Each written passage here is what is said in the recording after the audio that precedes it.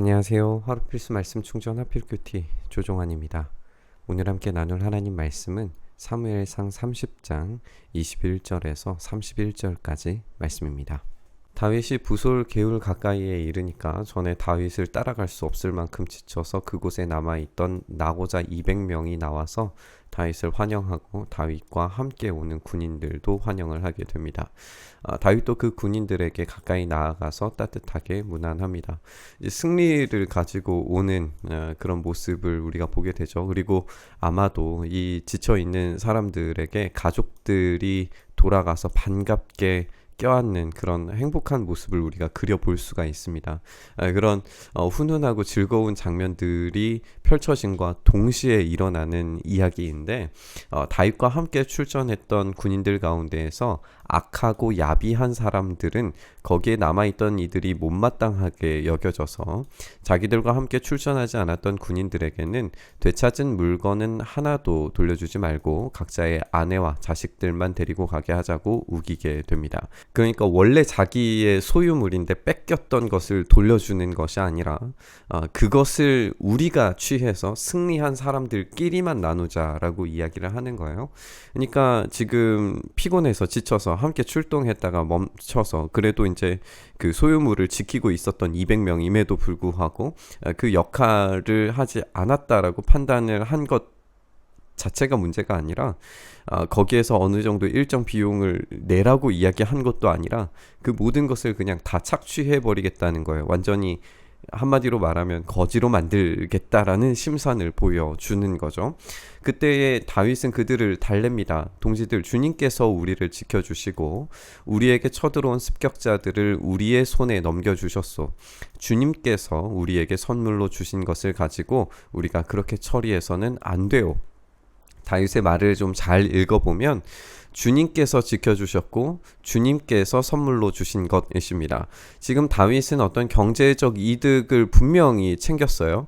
승리뿐만 아니라 이 가족들을 되찾은 것뿐만 아니라 이 경제적인 부요함도 지금 누리고 오게 됩니다. 아말렉 사람들이 다른 곳에서 약탈했던 것마저도 가져왔기 때문에 분명히 충분히 남을 만한 그런 부요함을 가졌는데 그것을 하나님께서 주셨다라고 이야기를 하는 거죠. 자기들의 노력과 자기들의 힘으로 얻었다면 그것을 부정의하게 이제 나누는 것은 뭐 그들의 악함 정도에서 끝나겠지만 다윗이 생각하는 이 부유함이라고 하는 것은 하나님께서 허락하셨을 때 얻어지는 것이십니다.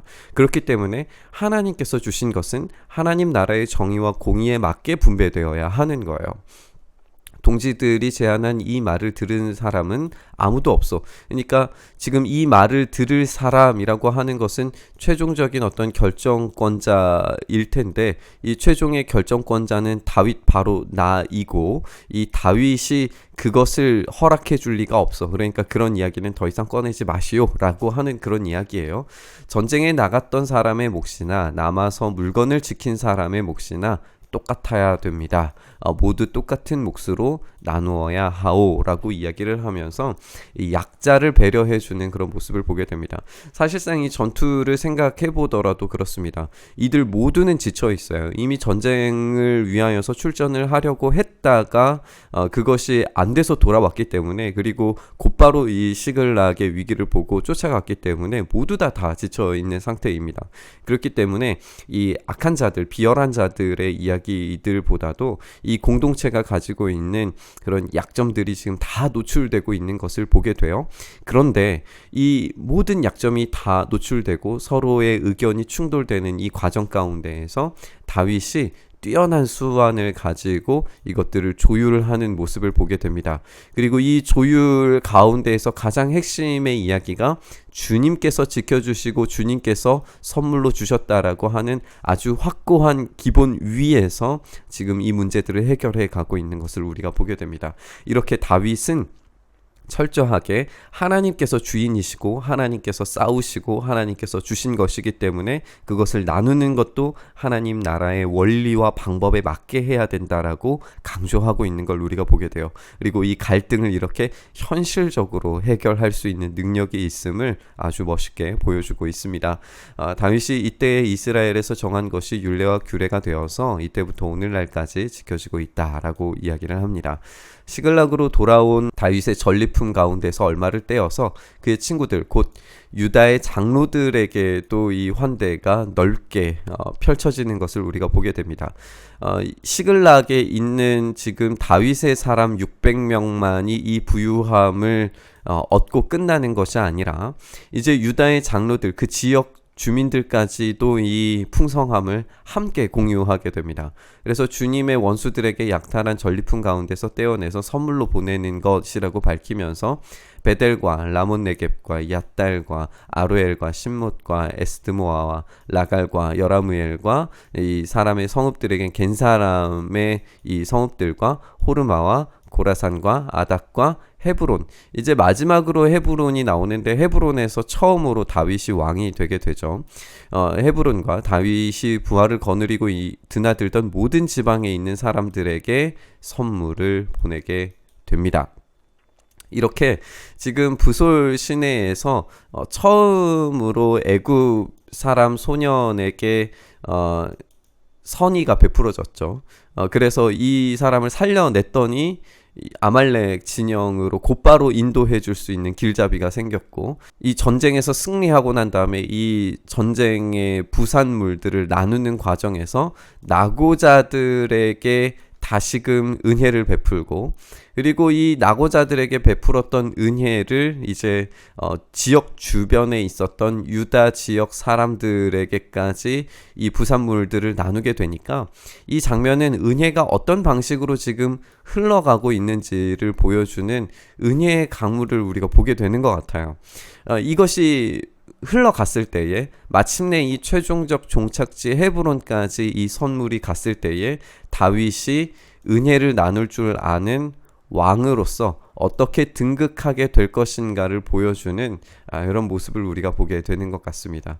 이렇게 선대와 환대 그리고 은혜를 나눌 수 있는 이 왕, 사울 이후의 왕으로서 등극의 준비를 마치고 있습니다. 우리는 어제 다윗이 부솔 시내에서 이집트 소년 하나를 은혜로 구해준 모습을 보았고, 오늘 장면에서는 전투에 참여하지 않은 사람들에게 이 은혜를 베푸는 장면을 연이어 봤습니다. 또 유다의 장로들에게까지 환대를 베푸는 이야기까지 우리가 살펴보면서 이 헤브론의 이 종착지가 이 왕으로서의 등극 준비를 마치는 그런 장면처럼 보인다는 이야기까지 나눴습니다. 어쩌면 다윗의 인생에서 손에 꼽을 만한 위기였어요. 소명은 좌절될 뻔했고, 자기의 소유물들이 다 빼앗겼고, 아내들마저 빼앗겼고, 재물들도 다 잃어버렸습니다. 그리고 같이 생활했던 동지들로 하여금 돌에 맞아 죽을 뻔한 그런 위기였습니다. 그런데 하나님께 질문하고 응답을 받고 즉시 순종하고, 그리고 애굽의 이 소년에게 환대를 베풀자 말도 못할 만큼 넘치는 은혜를 다시 되돌려 받는 다윗의 모습을 우리가 살펴본 거예요. 다윗은 그 넘치는 은혜를 다시 베풀고 돌려줍니다. 오늘 이 부솔 시내가의 200명에게 다시 베풀어 주는 거예요. 다윗은 넘치는 은혜를 다시 베풀고 다시 돌려주고, 그리고 그 은혜로 말미암아 하나님께서 왕으로 확실하게 세워주시는 더 큰 은혜를 받습니다. 은혜는 받는 것에 만족하는 것이 아니라 다시 나누고 베풀어지는 것에서 더욱더 풍성해집니다.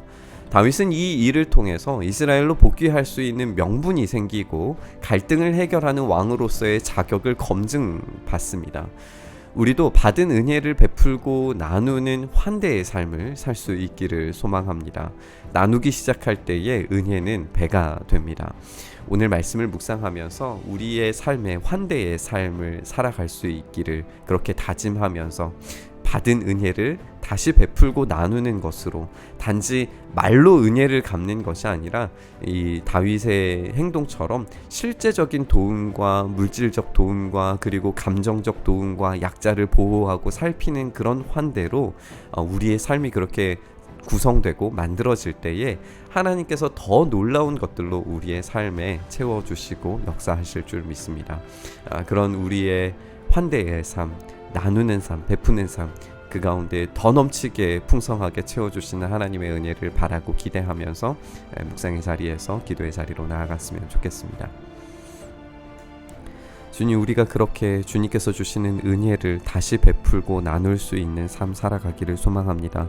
주님, 우리가 그렇게 나누는 삶 살아갈 때에 주여 은혜 더하셔서 우리의 삶에 더 놀랍고 크신 은혜 가운데에 주님께서 주시는 그 능력 가운데 온전히 살아가는 우리의 삶 되게 하여 주시옵소서. 이렇게 우리의 삶을 붙드시고 인도하셔서 거룩한 은혜의 삶 살아갈 수 있도록, 더욱 풍성한 삶 살아갈 수 있도록 붙드시고 인도하시기를 간절히 소망하며 우리 주님 예수님 이름으로 기도드리옵나이다. 아멘.